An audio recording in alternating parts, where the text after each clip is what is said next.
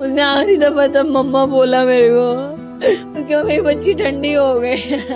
سرے محفل جو بولوں تو زمانے کو کھٹکتا ہوں، سرے محفل جو بولوں تو زمانے کو کھٹکتا ہوں، چپ رہوں تو اندر کی بغاوت مار دیتی.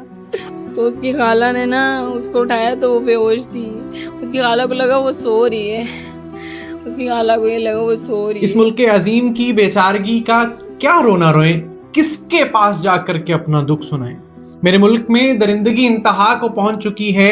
آج کراچی کے اندر صرف 1.5 سال یعنی 18 مہینے کی بچی کے ساتھ زیادتی کی گئی، جس کے بعد اس کی موت واقع ہو جاتی ہے. کراچی کے علاقے قیوم آباد میں 1.5 سالہ بچی سے مبینہ زیادتی اور قتل کے ہولناک واقعے نے ہر ایک کو افسردہ کر دیا. اللہ اکبر کبیرہ.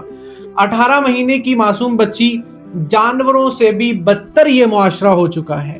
کراچی کے علاقے قیوم آباد میں پیش ہونے والے اس واقعے نے ہر آنکھ کو اشک بار کر دیا ہے. بچی کے والد کے مطابق ملزم کی عمر 17 سال ہے اور وہ اس کی اہلیہ کے قریبی رشتہ دار منان نامی کوئی شخص ہے.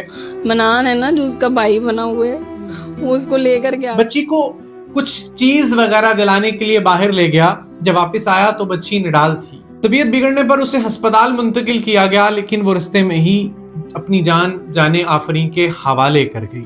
اہل خانہ نے خود اس لڑکے کو پکڑ کر پولیس کے حوالے کر دیا.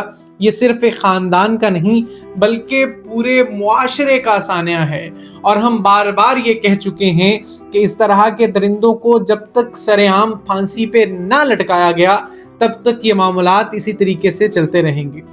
قانون کی کمزوری ہی دراصل مجرموں کو طاقتور بنا دیتی ہے. شرم آتی ہے اس دنیا کے حالات کو دیکھ کر کے. پاکستانیوں، آپ نے اس معصوم بچی کے والد کو انصاف دلوانا ہے. معصوم بچوں کا تحفظ ہم سب کی ذمہ داری ہے.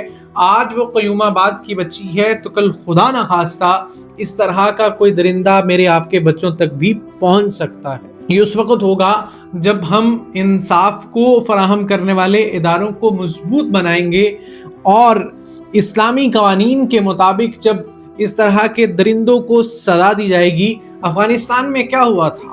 چند ایک اوباشوں کو کرینوں پہ جب لٹکایا گیا نا، اس کے بعد پورے معاشرے میں سکون برپا ہو گیا. اس طرح کے بے غیرتوں کو جب تک ان کو کیفر کردار تک نہیں پہنچایا جائے گا، ہمارے بچے اس طرح کے درندوں کا شکار بنتے رہیں گے. دعا ہے اللہ جل شانہ ہم سب کی حفاظت فرمائے.